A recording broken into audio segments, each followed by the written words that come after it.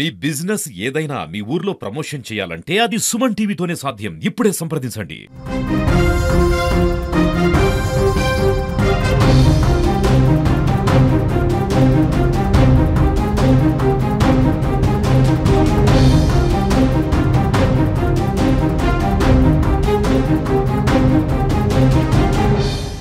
నిన్న పరకామణి అంశంలో సిబిసిఐడి అధికారులు మాజీ టీటీడీ చైర్మన్ కరుణాకర్ రెడ్డి గారిని విచారణ పిలిచినట్టు సందర్భంలో వారి మాటలు తిరుమల పవిత్రతని దిగజార్చే విధంగా, కోట్లాది మంది శ్రీవారి భక్తుల మనోభావాల్ని గాయపడే విధంగా, బాధపడే విధంగా వారు మాట్లాడారు.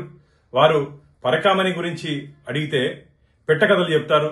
నైల్ నది అంటాడు, వర్షం చిరుకులు అంటాడు. అయ్యా బుద్ధుందా నీకు? పరకామణి అంశం గురించి మాట్లాడని చెప్పి సిబిసిఐడి అధికారులు పిలిస్తే నేను ఒకటి అడుగుతున్నా, నువ్వు ధర్మకర్తల మండలి ఎక్స్ అఫీషియో సభ్యుడిగా ఈ రెజల్యూషన్ లో థెఫ్ట్ ని గిఫ్ట్ గా చేసినప్పుడు, దొంగని దాతగా చేసినప్పుడు నువ్వెందుకు చవరాలు పెట్టావు? దీనికి సమాధానం చెప్పు కరుణాకర్ రెడ్డి.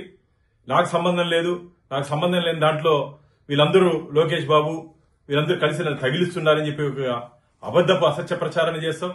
అసలు నువ్వు ఆ రోజు బోర్డు మీటింగ్ లో ఈ అజెండా టేబుల్ అజెండా కింద వచ్చినప్పుడు ఆ రవికుమార్ దొంగ దగ్గర నుంచి టీటీడీకి ఆస్తులు బదలాయించేటప్పుడు నువ్వు ఎందుకు సంతకం చేశావు?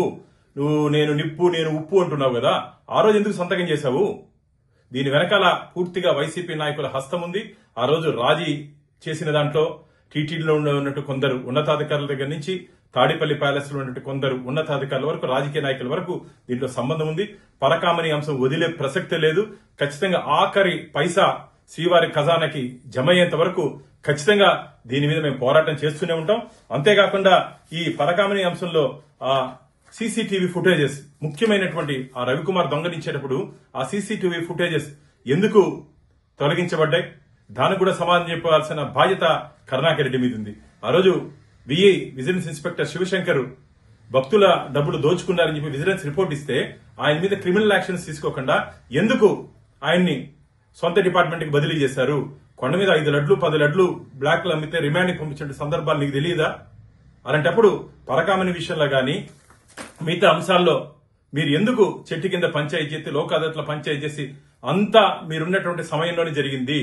కాబట్టి ఏదో మీరు ఏమి తెలీదు, మీరు నాటకాలు ఆడేది ఇవందరూ ప్రజలందరూ గమనిస్తున్నారు. మీ భాషా ప్రావీణ్యం గురించి ఏదైనా చెప్పుకోవాలంటే మీరు ఏదైనా సభలు పెట్టి చెప్పుకోండి, ఇది ఎవరినో తప్పట్లు కొడతారేమో గానీ భగవంతుడి విషయంలో అడిగిన ప్రశ్నలకు మాత్రమే సమాధానం చెప్పండి. ఖచ్చితంగా పరకామణి అంశంలో రాబో రోజుల్లో ఎవరెవరు తప్పు చేస్తారో అందరినీ స్వామివారి ముందు, శ్రీవారి భక్తుల ముందు జైలుకి పంపించే రోజు దగ్గరలోనే ఉందని చెప్పి ఆ నిందితులందరినీ తీవ్రంగా హెచ్చరిస్తున్నారు.